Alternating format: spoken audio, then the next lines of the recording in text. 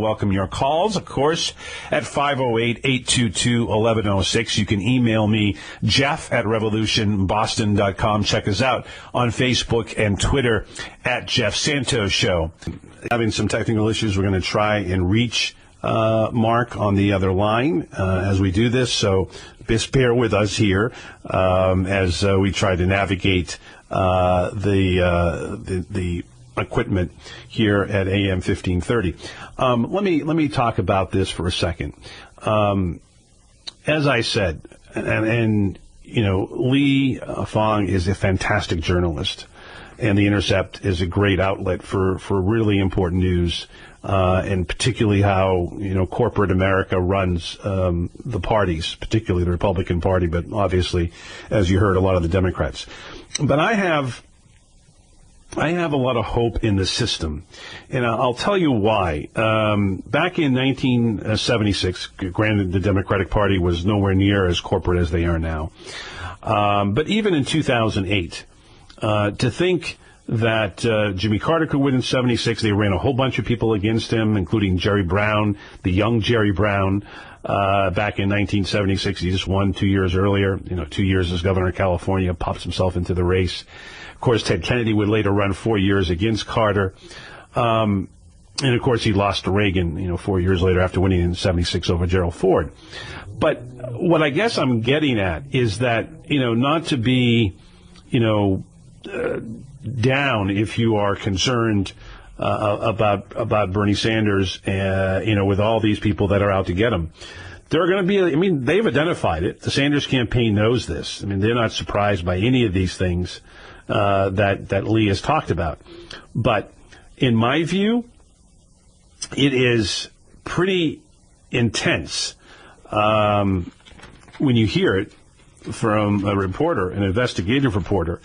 And that, to me, is an interesting tidbit. I think there is a great opportunity to pull together enough young people, enough people who appreciate Bernie's connection to FDR, as we had talked about earlier with David. This is Mark Taylor-Canfield. How are you? It's Jeff Santos here, man. Well, good to have you on, my friend. It's a little earlier. Yes. Well, great show, by the way. I've been listening since noon our time on the West Coast.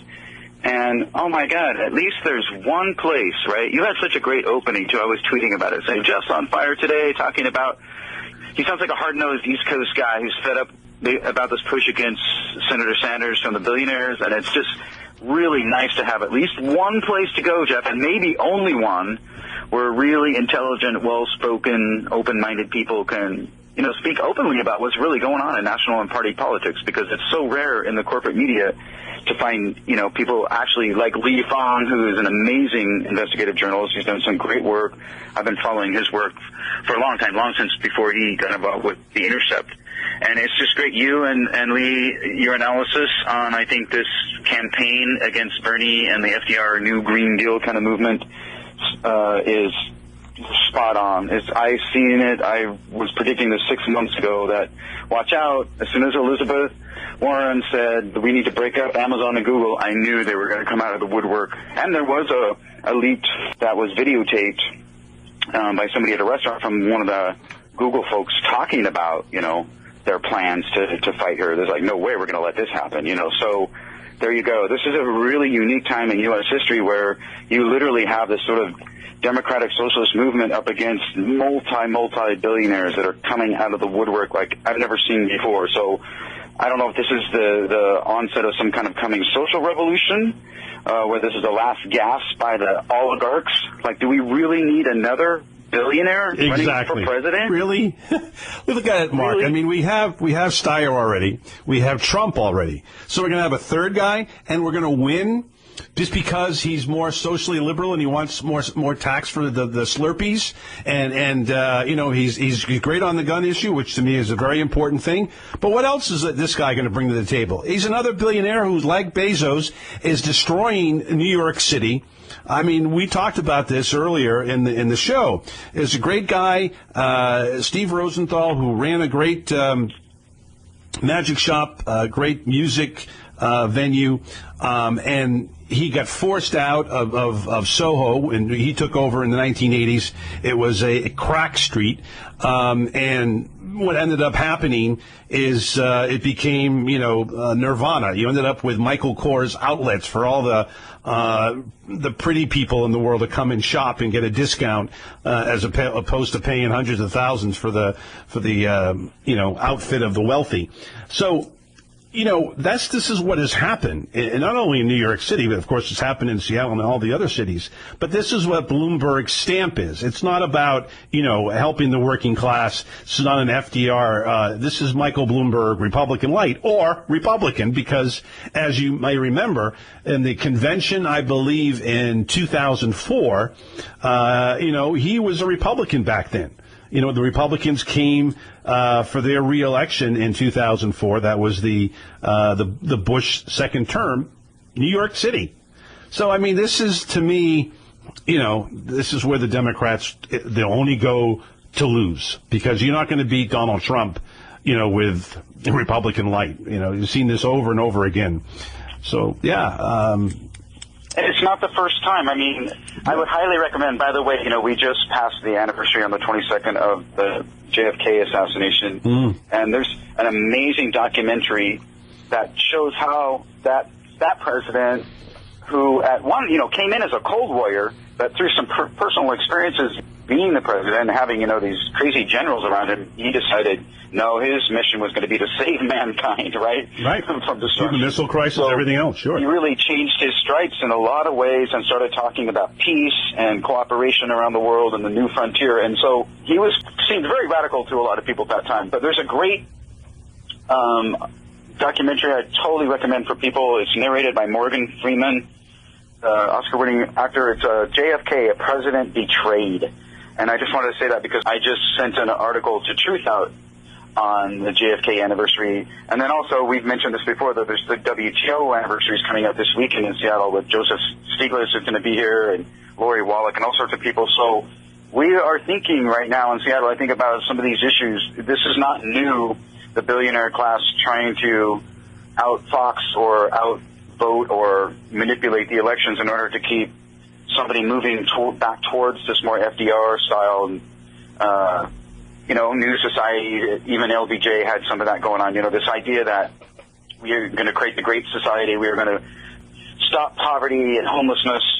And all I can tell you is that we have that same battle going on the ground right here today in Seattle. And I was at our new city council members' victory party last night, Andrew Lewis, and they're fighting the same battle because Amazon and Jeff Bezos threw $1.5 million at candidates like Andrew to try to defeat them because he's seen as progressive and not quite as, quote, business-friendly, unquote, as some of the other candidates. So this is ongoing. We had Bob Ferguson was there, our very heroic state attorney general, who's beaten Trump on just about every lawsuit he's filed on immigration issues. And then the head of the King County, Martin Luther King Jr. County Board was there, Dow Constantine, and, Andrew has the support of folks like Robert Rice, former U.S. Secretary of Labor, also, and we didn't talk about this before, but Bernie Sanders has had to jump into this battle because not only is a lot of the animosity towards him from the business class, it's also he's also out there fighting on the behalf of city council members like our Democratic Socialist Shama Sawant, Andrew Lewis. He was endorsing all of the candidates that were battling the Amazon money in order to either stay on the council and be reelected in the case of Shama Sawant or the new challengers coming up. So he got into it as well and had his volunteers contacting people in my district telling them to get out and vote for Andrew Lewis because this is Amazon and billionaires versus the working class, and we got to do something about it. And they did. And at least in Seattle, we were able to stand up against that onslaught and reelect a very progressive city council. And so it doesn't always work, folks. The rich, wealthy class does not always win. And even if we also saw this with the Showbox Theater here in Seattle, where the corporation wants to tear it down and put up luxury condos. And they didn't win either. The Historic Preservation Board and the City Council fought them all the way. and we are winning that victory, although there's a major historic preservation landmark board meeting coming up in December. And so Historic Seattle, the nonprofit that wants to buy that building, and the bands in town are now pushing the Showbox campaign again because we need to get comments to the Landmark Preservation Board about preserving this building. We have one more hearing coming up in December. And if the community wins that one and the Landmark Preservation Board puts more restrictions on the building, we might actually be able to save it and make sure that it's a music venue. So that's another example of, just the average folks getting together and trying to fight this fight that could fight. So you see it everywhere now, all across the country. No doubt. We're talking with Mark Taylor-Canfield a little earlier than usual. Usually he's our cherry on top of Tuesdays, but we had an opportunity to give Robert Craig an opportunity to get into a climate change meeting, so it was appropriate, and Mark was very gracious to do that in our lineup today.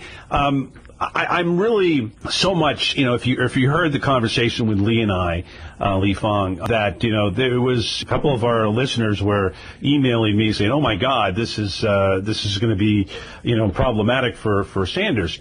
But I think some of the success that Mr. Lewis had, Robert Reich's aide, and of course Ms. Sawant winning, to me shows, of course, it's a city council race in very blue Seattle. I understand that as well. But I believe that there is ample evidence in today's poll that people can see through the BS of a lot of the candidates, the Buttigiegs and the Bidens and others, that they're not for the working class. If they give it lip service, that's one thing. But they know Bernie has fought. And, he has fought as a congressman, as a former mayor of Burlington, and now as a U.S. senator. And these other folks, they've been Republican light.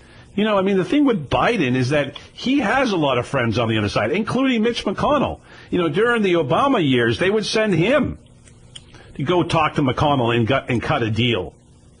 So, to me, the contrast will show. And if enough young people, that are close to your age, Mark, and younger, we had on one of the young Bernie supporters from Northeastern University, my alma mater, the other day. He's 18, 20 years old, and he understands this. I think that the whole internet age has really changed things. When I was in college, I had to go to the library to look at research. Today you go on your iPhone, it's 3 seconds, it's all right there. You can know about how Al Gore got screwed in 2000. It's right at the fingertips.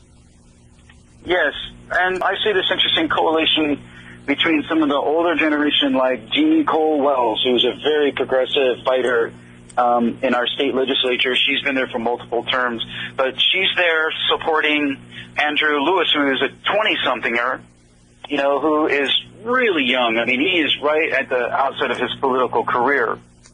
And to see them both at the same event, along with, Jim McDermott, who was at the Labor Temple event when Robert Reich was here to support Andrew, seeing that coalition of the very young and the old-timers who, in the case of Jim McDermott, had 14 terms in the U.S. Congress, that's pretty amazing. It's what needs to happen. There needs to be new folks involved in politics. I keep going back to what Governor Jay Inslee said about the issue about gun safety and the NRA and organizing those events where Dave Matthews and Randy Carlisle showed up in Seattle. He just said, we need to turn over the state government to the young folks because they know what's up and we don't got it. We just don't get it. And everybody was cheering about that. And then he and the governor of Connecticut, who was there that day, they both spoke for about 3 minutes apiece and then just turned it over to the kids because they realized, that's where the energy is, that's where the future is. And you and Mr. Fang put your fingers on it again by saying that this is the future of the Democratic Party. This is the future of politics in the United States. I think the Northwest and the West Coast in general sort of represents that as well. And if the Democratic leadership doesn't get that, then I've said it before, it doesn't bode well for them in this next election. And that's right. Thinking that another middle-of-the-road candidate is going to carry those swing states and those people who are just fed up and mad as hell and don't want to take it anymore, I'm sorry, it's not going to work. Yeah, and running Joe Biden in the Midwest because he's originally from Scranton, PA, which of course got creamed by Trump, and that's Hillary Clinton's also hometown as well in Scranton, where she was born. Doesn't bode very well. When particularly, Obama was out there, and we'll talk with Robert Craig about this at 5:30 Eastern. He was talking about TPP, and Hillary wouldn't denounce it. And, wouldn't go to Wisconsin and got crushed in Wisconsin with TPP and other trade deals, destroyed people's lives. That simple. And, their jobs went out, the income went down, the domestic violence, all these things happen because you don't have the money that you once had. And you don't have access to replace that job. It's not like somebody who's making $300,000 a year and, goes from one law firm to another, or goes from one hospital to another, or, as a doctor, or somebody who is a professional baseball player to get traded from one team to another. This is life on the factory floor. This is life in lower to middle management. It's a whole different kind of thing. And, when the jobs move out, well, you know what happened in Seattle with Boeing. People who got laid off from there were really hard. I mean, you got to go down to Southern California to get to another company that makes planes. So, yeah, I was just looking at online, and we have another city council member who we haven't talked about who also won election for the first time, Dan Strauss, and Dan is 33. So we have a really young city council, and I would say, watch for this across the country as younger candidates come along. The new Alexandria Ocasio-Cortez, the new Andrew Lewis on local city councils and school boards across the country, because Andrew was able to get the backing of some major players, major progressive players anyway, in the Democratic Party for his campaign. And he beat a 60-year-old man who's been in the community for decades and has many connections. He's a former police officer, and the guy couldn't beat a 20-something college-age kid who came along and said, we are actually going to change things. We're not going to just talk about it. That's the other issue, Jeff. Now, a lot of candidates like to talk about change, and we've seen this before, especially from those who pose as progressives in the Democratic Party and then switch over to the Wall Street crowd as soon as they get elected. We've seen a few Washington State elected officials do that kind of thing as well. But we need to see some real progress. I mean, Jim McDermott was going off when I interviewed him at Andrew's event at the Labor Temple, dropping the F word because he was so upset about the fact that Tommy Douglas brought universal health care to Saskatchewan in Canada in 1947, yes. And then to the nation with the support of the Prime Minister or the Premier there. And so what happened, to the United States? We are still being blocked on a lot of these socially progressive issues by major corporate lobbyists, and it's big money, and we're up against it in the defense industry, we're up against it in the insurance industry, we're up against it in all sorts of different, fossil fuels. Oh my gosh, we really have this huge amount of money that's being spent against these progressive movements. But you know what? They're sort of fighting a rising tide, and as I've said before, these kinds of progressive movements across the country have legs. There are issues like this that I know as a journalist I will continue to report on, because just like legalization of marijuana, marriage equality, and all these other issues that in the past people said, oh, that's crazy lefty stuff, that'll never happen, Well, just watch. It's happening right now. No doubt.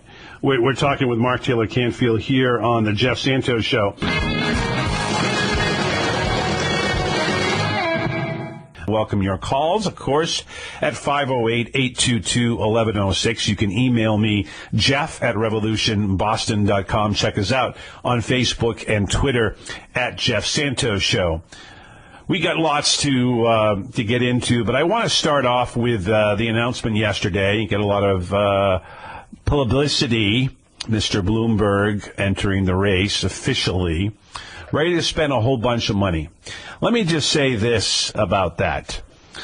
If a Democratic candidate is going to look to outspend his colleagues and just sort of run through the field when they already have a guy doing just that, Tom Steyer, at least Steyer has some issues, and at least Steyer has been trying to register voters on his next gen group and so forth.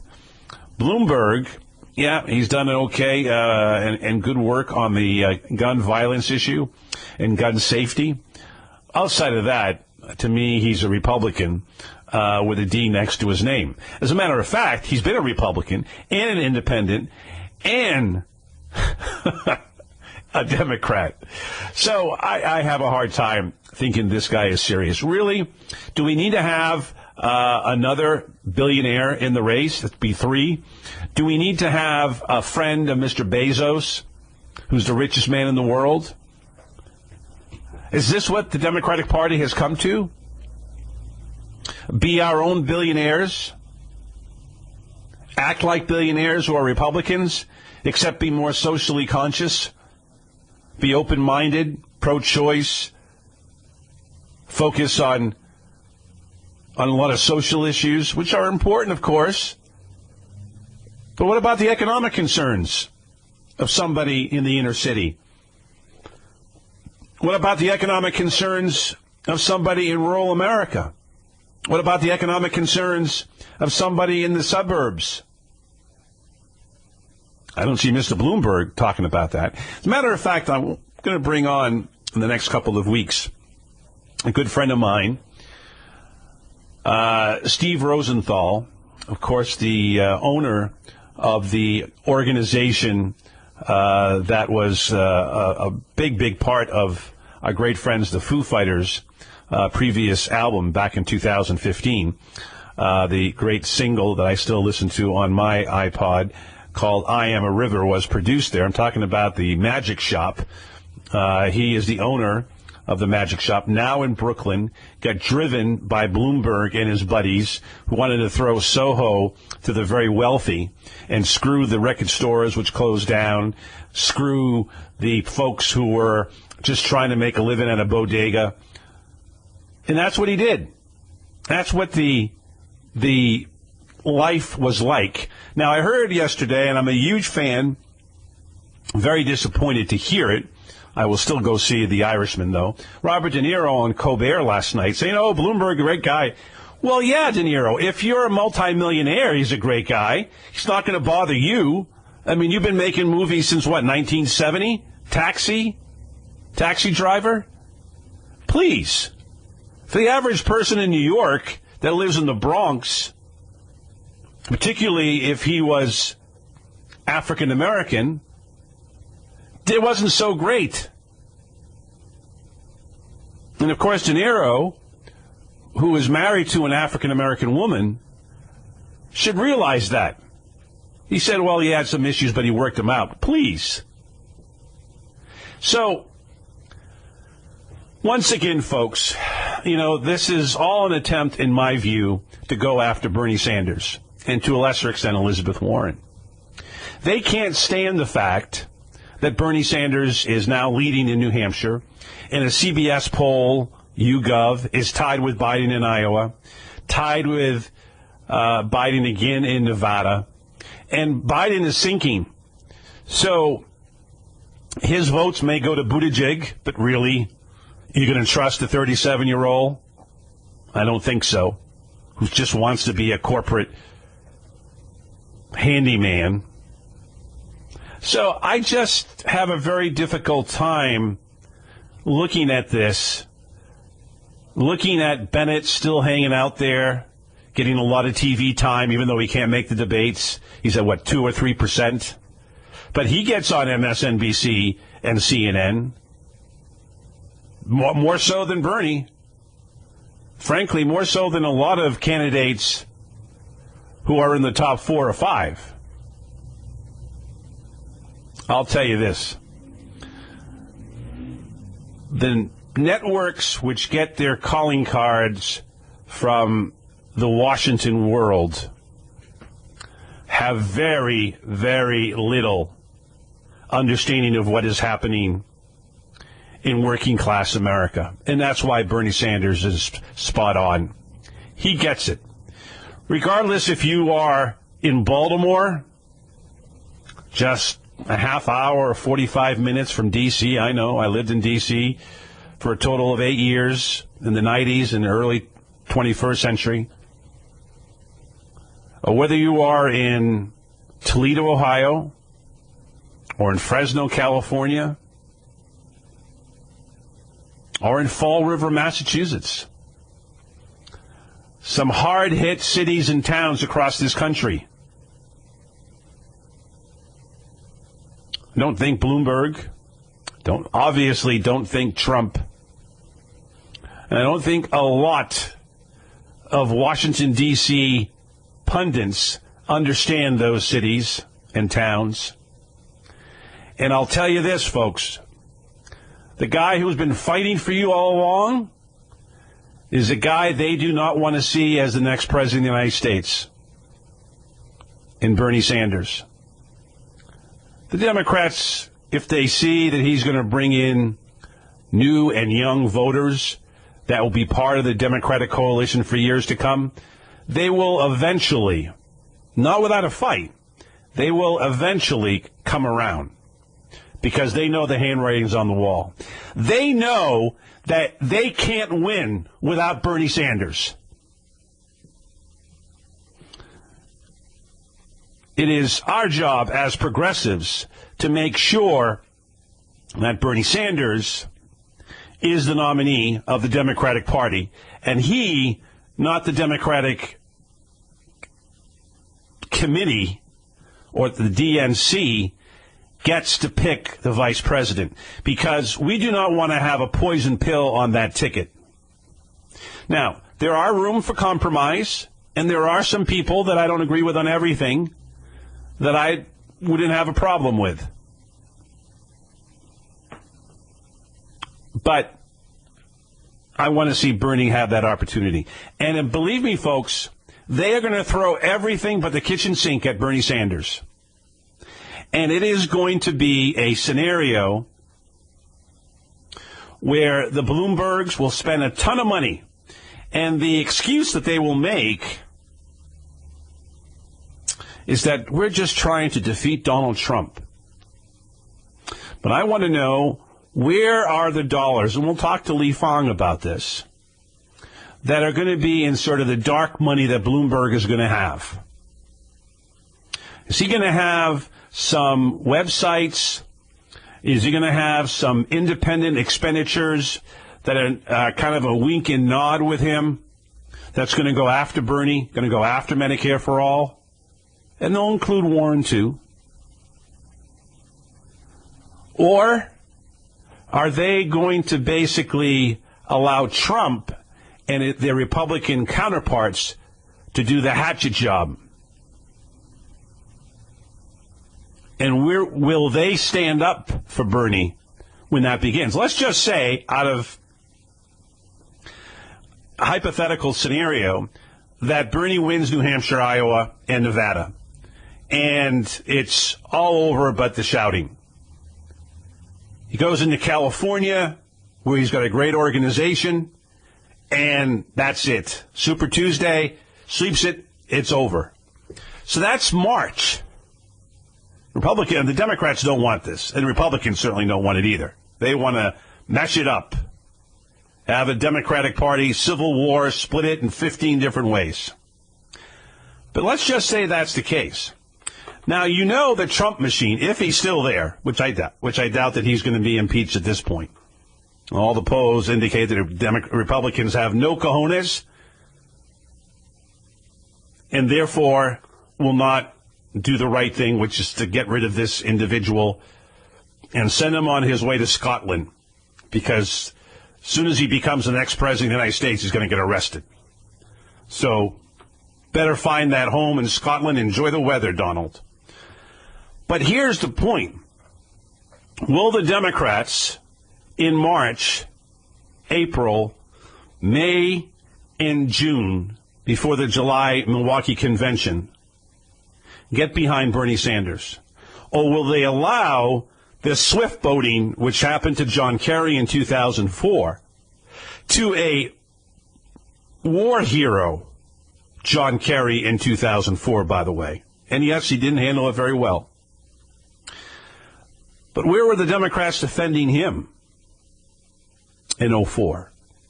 And are they going to allow Bernie Sanders to be subject to that as well?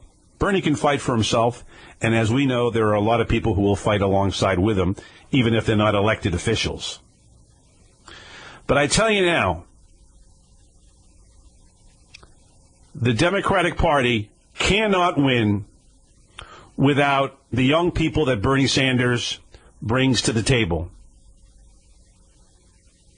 So, Perez and the rest of the Democrats, if you're listening, be smart, be fair, and if Sanders ends up with the most votes after the first few primaries, the biggest ones, rally around him. Don't drag it out if you want to have the next president be a Democrat. And frankly, selfishly, for the sake of officials in Washington, if you want to be in the majority and not in the minority the rest of your lives, that's another way to do it. Because I can tell you right now, trying to rehab Joe Biden or put somebody else in there will be a disaster. That's how I feel, folks. Want to get your thoughts? 508-822-1106. We'll take a quick timeout. We'll be back in 2 and 2.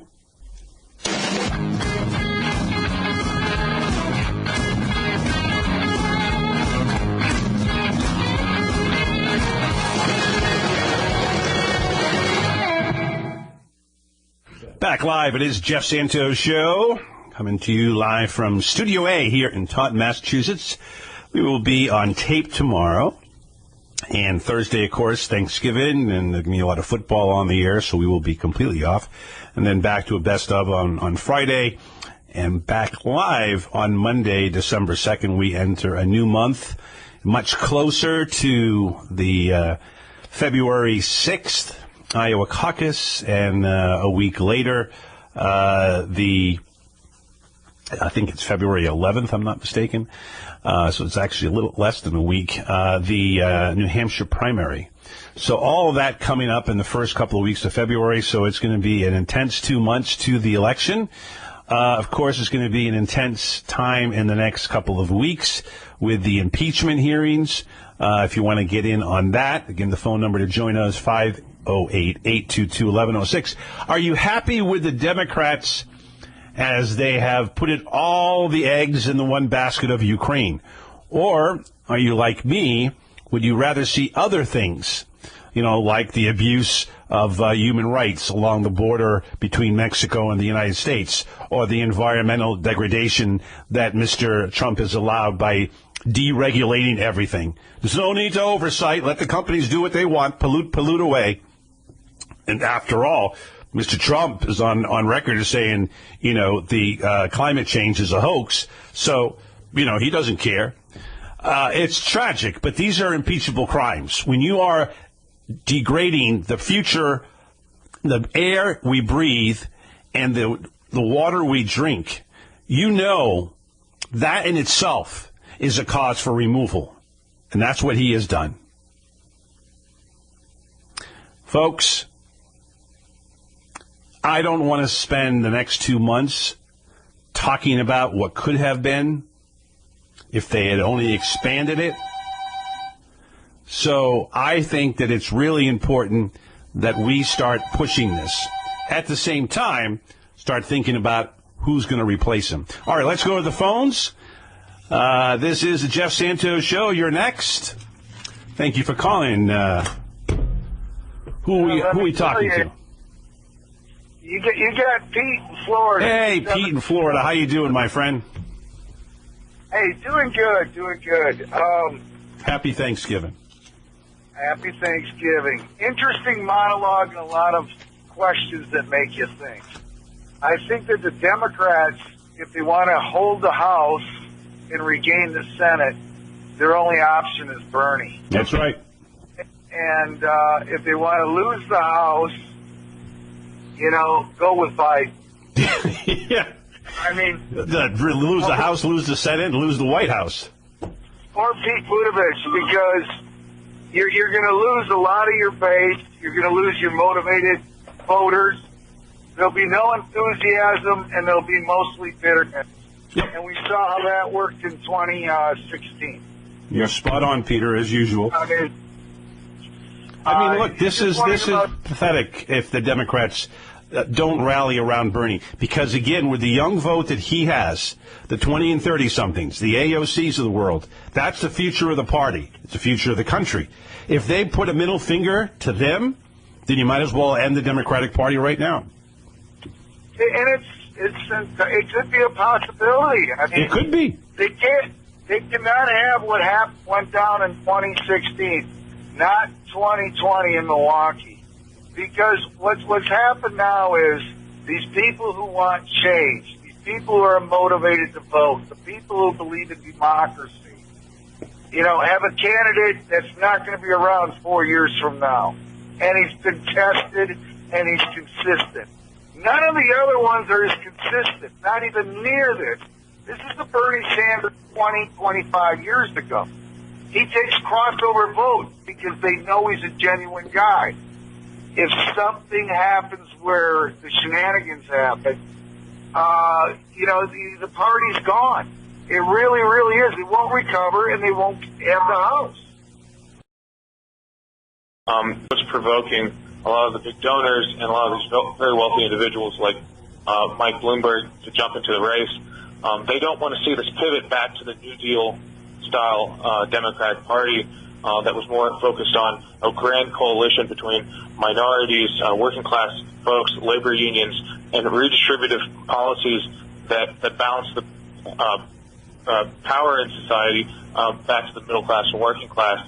And so, these material interests have really provoked large corporate donors, large individual donors, and now a wave of more conservative Democrats to enter the race to push back against Bernie and Warren, because they see what you just mentioned, that Biden's campaign, seen as kind of the standard bearer for the Democratic establishment, has faltered.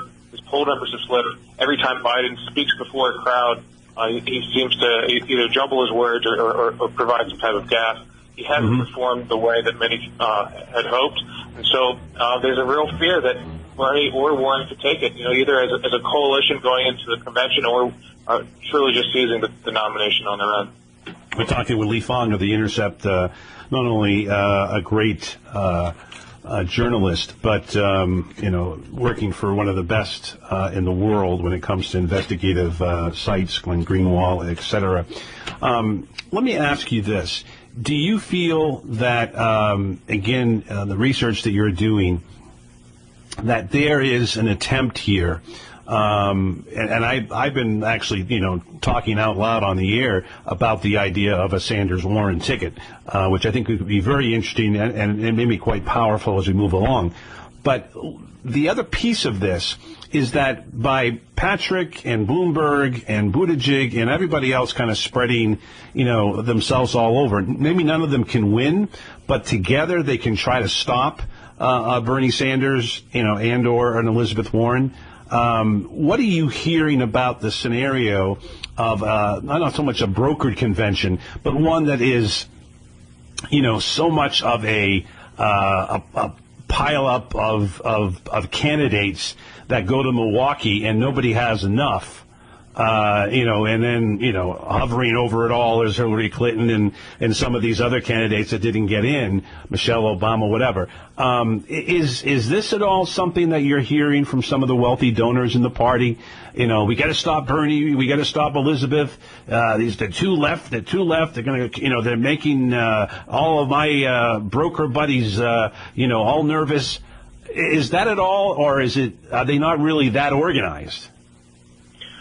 Well, look, there's no kind of monolithic corporate donor or wealthy donor out there that's calling all the shots. There's different factions.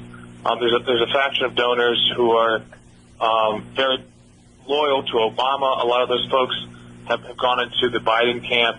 There are other folks that have been more loyal to the Clintons. You're seeing some of those consultants now working for Mike Bloomberg. Right, Wilson. Right. Exactly. And, there's a wealthy financier named Bernard Schwartz. He's the biggest individual donor to the think tank Third Way. That's a very kind of conservative Democratic group that's pushed back against Medicare for All. And, I'm sure you've talked about it on your show. This is an institution that is kind of pushing for a pro-corporate agenda within the Democratic Party. Well, the donor to Third Way, Bernard Schwartz, has been convening, according to the New York Times, a number of dinners with leading Democratic Party operatives, with some of the candidates, with folks like Chuck Schumer and others, to convene strategy for stopping Bernie Sanders and Elizabeth Warren. And I think without knowing the content of those meetings, one would have to assume that this convention strategy has to be part of it, because if you just look at the delegate math, if the current poll numbers persist, we're not going to have a nominee that has a majority of delegates going into Milwaukee next summer. And in that case, as you mentioned, that would trigger a brokered convention. We haven't had a truly brokered convention in the Democratic Party, I believe, since 1952. Mm-hmm. So these type of backroom deals where there were delegate trading and kind of old school machine politics to actually decide the nomination. That used to be kind of the norm in the early part of the 20th century, the late 19th century. That hasn't been the case for most of the late 20th century, but that might change here, just given the sheer number of candidates and the way that the delegates are awarded.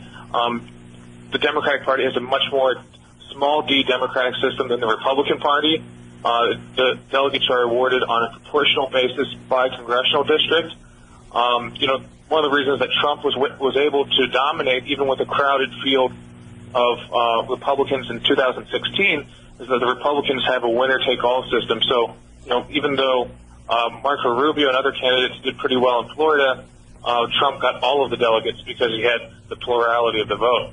But if the Democratic system is different, each state awards their delegates proportionally. So it's very possible that we go into the convention and there isn't a clear front runner. And based on the new DNC rules that were just instituted for this presidential election, if no candidate wins the nomination in the first vote, it goes to a second vote. And then the superdelegates come in. The superdelegates, exactly. Yeah. So these are lobbyists, these are members of Congress, these are former party officials who are now consultants to the major corporations.